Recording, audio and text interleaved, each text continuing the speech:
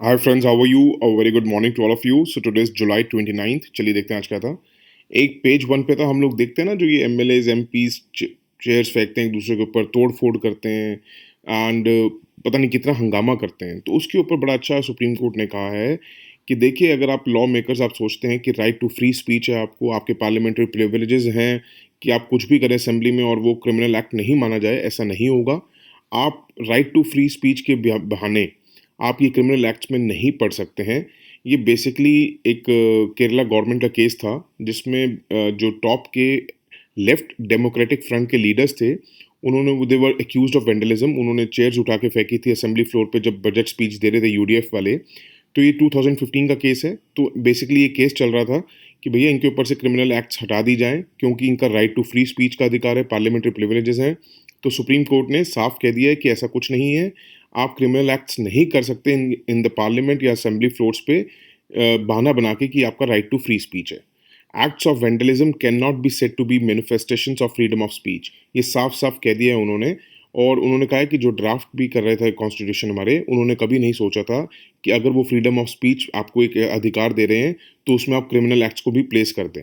तो ये बेसिकली सारा का सारा ये जो अगर आपके ऊपर क्वेश्चंस कई बार क्या होता है कि घुमा फिरा के पूछ ली जाते हैं कि ये जो आजकल हम देख रहे हैं ये सीनिक ऑब्सीन सीन्स होते हैं या ऐसे सीन्स होते हैं पार्लियामेंट्स में या असेंबलीज में, तो how to deal with that या आप उसके बारे में क्या सोचते हैं। तो आप उसमें ये फॉर्डर लिख सकते हैं सुप्रीम कोर्ट ने क्या कहा है इसके बारे में। लेटेस्ट रूलिंग लिखिएगा, बहुत अच्छा लगेगा आपके आंसर पे इम्पैक्ट। फिर पेज वन पे था स्टैंडिंग कमेटी है जिसके हेड हैं शशि थरूर। तो बीजेपी के कोई भी मेंबर्स नहीं आए। वो उस पे एलिगेशंस लगा रहे हैं, वो उस पे एलिगेशंस लगा रहे हैं। कोई एडिटोरियल आएगा इस पे तो देखेंगे, नहीं तो अभी ये पॉलिटिकल है, उस पर कुछ देखने की जरूरत नहीं है।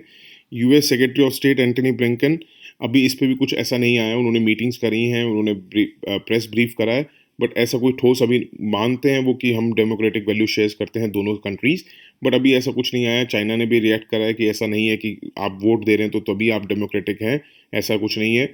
तो अभी इसमें कुछ देखने वाला नहीं है, कुछ आएगा अगर कुछ कंसोलिडेटेड तो हम बताएंगे आपको। एक एडिटोरियल पे था जिसमें आईएमएफ ने लेटेस्ट अपडेट दिया है। देखिए, आपको बता देता हूँ मैं, जनवरी में इन्होंने कुछ और अपडेट दिया था, फिर मार्च में इनका कुछ और हो गया। जब तक आपके एग्जाम होंगे जब तक कुछ और चेंजेस आ जाएंगे। तो इसको अभी नोट्स मत बनाने लग जाइएगा कि इन्होंने आईएमएफ ने ये दिया है ये दिया है, ठीक है। उसके बाद एक एडिटोरियल पे 97th अमेंडमेंट एक्ट था, हम ऑलरेडी देख चुके हैं इसको 21 जुलाई 25 जुलाई को। उससे ज़्यादा कुछ करने की जरूरत नहीं है। थोड़ा सा ही इन्होंने क्योंकि जो दे रखा है वो थोड़ा सा पॉलिटिकल इन नेचर है, जो हमने कर लिया है वो ही बहुत है। एक एडिटोरियल पे आपने देखा होगा जापानीज एजुकेशन स्टाइल, वो आपकी कॉम्प्रिहेंशन प्रैक्टिस के लिए बहुत अच्छा है, पढ़िएगा, इंटरेस्टिंग भी है। नोट्स बनाने वाला कुछ नहीं है, बस उसको पढ़िए, समझिए, समझ आ रहा है या नहीं आ रहा है। उसके बाद एक एडिटोरियल पे था पॉपुलेशन कंट्रोल पॉलिसीज। हम उसको already 12th 13th 14th 15th जुलाई को देख चुके हैं। उसमें उसमें मत जाइएगा क्योंकि उसमें ना बिल्कुल उन्होंने हिंदू वर्सेस मुस्लिम्स कर दिया है।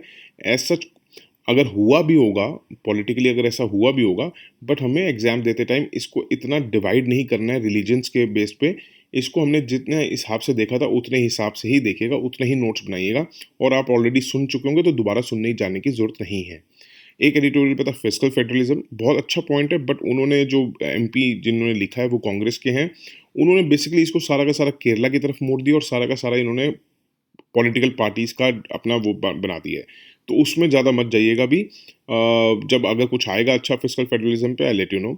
उसके बाद एक पेज 13 पे था, आपने देखा होगा, एक डेलीगेशन है लेड बाय अब्दुल गनी ब्रदर, जो हेड करते हैं तालिबान का पॉलिटिकल ऑफिस इन दोहा। वो चाइनीज़ फॉरेन मिनिस्टर से मिले हैं इन तियानजिन।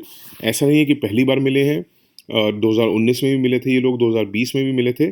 तो अब इंडिया को हमने जो इंडियन तालिबान का देखा था कि जो हमने एडिटोरियल डिस्कस किया था और उसके नोट्स बनाए थे, वो बहुत ज़रूरी हो जाता है। उसको बहुत मतलब अच्छी तरह अपनी तैयारी रखिएगा। उस पर क्वेश्चन आएगा तो वो ही लिखना है जो हमने उसमें लिखा था। फिर एक पेज 13 पे था, अफगानिस्तान का बहुत चल रहा है क्योंकि रशिया वाले भी तैयारी कर रहे हैं, सब कुछ कर रहे हैं। तो अफगानिस्तान का बहुत इंपॉर्टेंट हो जाता है कि हम बॉर्डर्स देख लें। तो अफगानिस्तान को जो हमने इंटरनेशनल पोस्ट है ये, जो बताती है अफगानिस्तान के बॉर्डर, वो बताती है Iran on the west, Pakistan on the east and south, और ऊपर उसके हैं नॉर्थ में तुर्कमेनिस्तान, उज़्बेकिस्तान, तजाकिस्तान। और एक नैरो स्ट्रिप से इसका बॉर्डर लगता है जिंजियांग रीजन ऑफ चाइना से भी। बट क्या है कि उन इंटरनेशनल अगर आप कोई भी चीज़ें साइट्स देखोगे वहाँ पे उसको इंडिया का बॉर्डर नहीं दिखाता है। बट इंडिया में अगर हम इंडिया में रहते हैं तो हमारे इंडिया हमेशा दिखाता है कि हमारा अफगानिस्तान से बॉर्डर लगता है बिकॉज ऑफ दैट पीओके। तो हम अभी भी उसको अपना क्लेम कर रहे हैं और है हमारा क्लेम, क्या कर रहे हैं, हमारा है।